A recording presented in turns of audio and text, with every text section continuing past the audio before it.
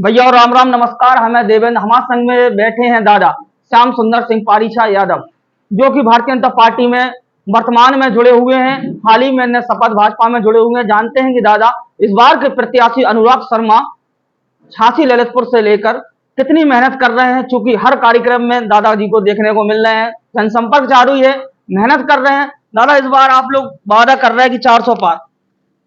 देखिए, जो देश की सरकार चल रही है, तो उस देश की सरकार में सभी वर्ग, सभी जाति, सभी धर्म के लोगों का सम्मान रखने का काम किया है। इसलिए 19 की तुलना में अब से जो 24 का चुनाव होने जा रहा है, बहुत अहम चुनाव है। और इस चुनाव में जो राष्ट्रीय योजनाओं का लाभ जनमानस को मिला है, मतदाताओं को मिला है, वो किसी से छिपा नहीं है।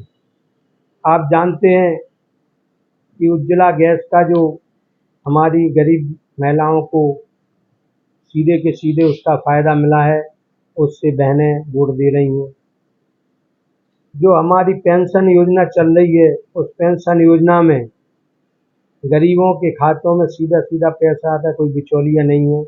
उसका सीधा सीधा वृद्ध महिलाओं को, वृद्ध पुरुषों को उसका लाभ मिल रहा है।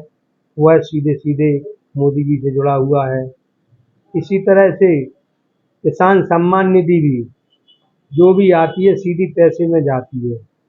अगर 2000 रुपये किसान सम्मान निधि आती है, तो सीधे के सीधे 1999 नहीं, सीधे 2000 रुपये किसानों के खाते में पहुंच गए। उसमें ऐसे बहुत से किसान हैं जिनकी बहुत छोटी छोटी ज़मीन है, छोटी आय है, उन लोगों को भी पूरा का पूरा पैसा मिल रहा है। उदाहरण के तौर पर अगर किसी के परिवार में 4 भाई हैं और 1 एकड़ ज़मीन है, 25-25 डिसमल ज़मीन है, तो उन चारों भाइयों के नाम से किसान पेंशन आ रही है और सीधे उनके खातों में जा रही है।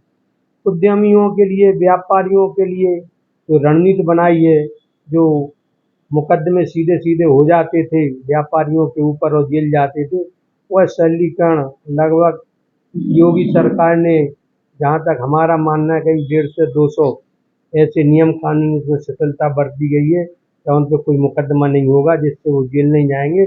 उसका सरलीकरण कर दिया गया। अगर ज़रूरत पड़ी पेनाल्टी के रूप में थोड़ा बहुत पैसा जमा करा दिया जाएगा और उनका कोई मुकदमा नहीं चलेगा। इसी तरह से आप देखते हैं कि लॉ एंड ऑर्डर की जो समस्याएं हैं, उन लॉ एंड ऑर्डर की समस्याओं को हमारी प्रदेश की सरकार ने पूर्ण तरह समाप्त कर दिया गया है। किसी तरह की किसी को कोई भय नहीं है, द्वेष नहीं है, परेशानी नहीं है।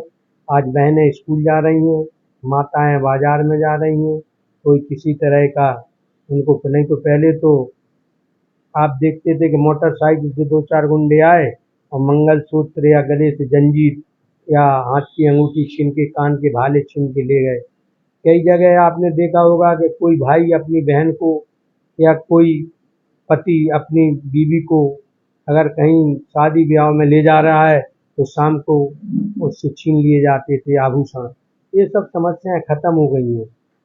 जहाँ तक हमारा मोदी सरकार की जो गारंटी का सवाल है, आप देख रहे हैं कि सबका साथ, सबका विकास, सबका विश्वास लेकर के चल रही है। तो आम जनता का मानना है कि जब ये सभी लेकर के चल रहे हैं, तो हम सब प्रयास करेंगे, तो सबके प्रयास से इस चुनाव में भारतीय जनता पार्टी को प्रचंड बहुमत मिलने वाला है। और जो 400 पार का नारा है, वो 400 पार हमारी सीटें होने जा रही हैं और फिर से मोदी सरकार केंद्र में बनने जा रही है। अगर पिछली बार बहुजन समाज पार्टी से गठबंधन है तो आपको चुनाव लड़े थे आप, क्योंकि 4 लाख वोट आप करीब ले गए थे, सेकंड पोजीशन पे थे। इस बार 4 लाख में से कितने वोट आप भाजपा प्रत्याशी को दिलाने में काम करोगे? अब देखिए, वैसे तो जो हम चूंकि समाजवादी पार्टी से लड़े थे, तो समाजवादी पार्टी का और बीएसपी का जो मत था, वो तो पार्टी बेस मत था। समाजवादी पार्टी का था, वो तो जो व्यक्तिगत जो प्रत्याशी का मत होता है, वही मत लगभग 2 लाख के आसपास जो हमारा व्यक्तिगत मत था, वो हम भारतीय जनता पार्टी के लिए कोशिश कर रहे हैं कि वो सब लोग भारतीय जनता पार्टी, और लोगों में एक भावना जगी है और एक विश्वास भी है क्योंकि हमारे कार्य करने की शैली अलग रहती है। हम चाहे सत्ता में रहें या विपक्ष में रहें, लेकिन हमारे पास जो भी आ जाता है हम उसका काम करने का काम करते हैं। जो न्याय दिलाने के लिए कई लोग भटकते रहते हैं अधिकारियों के पास, उनसे मिल कर के उनका जो सही काम होता है उसको कराने के लिए हम तत्पर रहते हैं। इसलिए हमें पूर्ण विश्वास है, लोगों ने आस्था जताई है। जो हमारे साथ व्यक्तिगत लोग थे वह पूर्ण रूप से भारतीय जनता पार्टी को मत करेंगे और अनुराग शर्मा जैसा हमारा मानना है कि पहले से अधिक वोटों से भारतीय जनता पार्टी से विजय होंगे। अब जब हम चुनाव लड़ रहे थे तो लगभग 8,08,000 के आसपास अनुराग जी को मिले थे और 4,43,000 वोट हमको मिले थे। लेकिन अब से अनुराग जी का और ग्राफ बढ़ जाएगा और बहुत अच्छे मतों से जीत, क्योंकि उन्होंने काम भी अच्छे कराए हैं। अनुराग जी का जो काम था, भले ही हम विरोध में चुनाव लड़े, लेकिन जब किसी को क्षय रोग से बीमार हो गया या असाध्य बीमारी हो गई और हम लोगों ने, तो लोगों को मालूम रहता था कि श्याम सुंदर सिंह एमएलसी साहब हैं।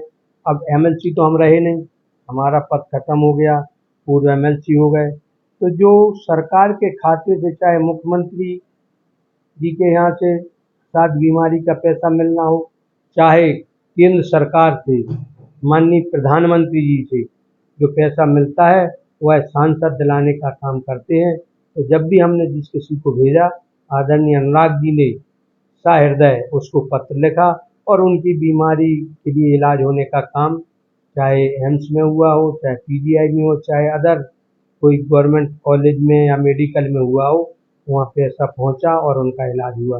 कई योजनाएं ऐसी नहीं, ग्रामीण योजनाएं कि जो हमने उनको बताई कि ये जनहित की योजना है, थोड़ा थोड़ा रोड छूटा हुआ है या कहीं पानी की समस्या है, कहीं डॉक्टरों की समस्या है पीएचसी में, तो जहाँ हमने पत्र लिख के भेज दिया, आदरणीय अनुराग जी ने वहाँ अधिकारियों के माध्यम से वो पूर्ति करने का काम किया। जल की समस्या हमारे बुंदेलखंड में बहुत रहती है, तो वहाँ पे अभी हमारे ललितपुर में मेडिकल कॉलेज नहीं था।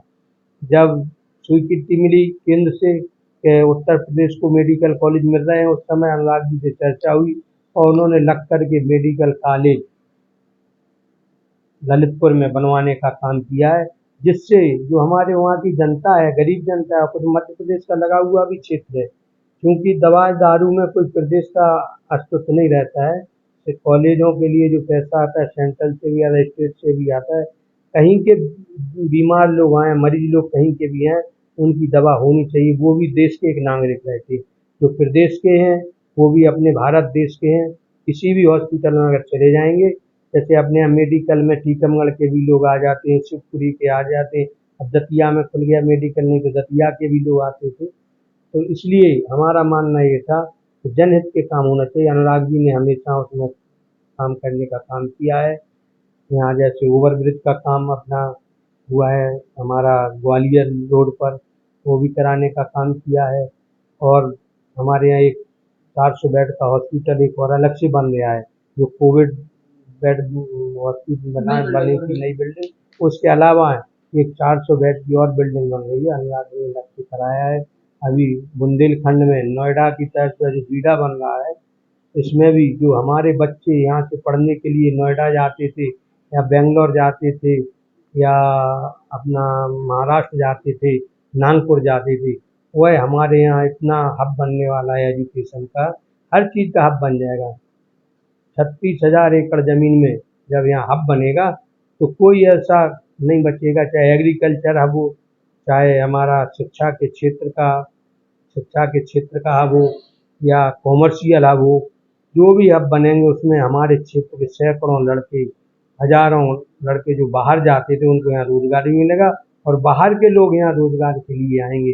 ऐसा काम आदरणीय अनुराग शर्मा जी की मेहनत से, उनकी सोच से हो रहा है। धन्यवाद। ये थे श्याम सुंदर सिंह यादव जी, उन्होंने संक्षेप में बताया कि अनुराग शर्मा भाजपा से अनुराग शर्मा जी झांसी ललितपुर से प्रत्याशी खूब मेहनत कर रहे हैं, उनके साथ लगे हुए हैं दादा और विश्वास जता रहे हैं कि 2 लाख से अधिक वोट दिलाने का काम अनुराग शर्मा जी को करेंगे। बहुत बहुत धन्यवाद। नमस्कार, जय हिंद, जय राम जी।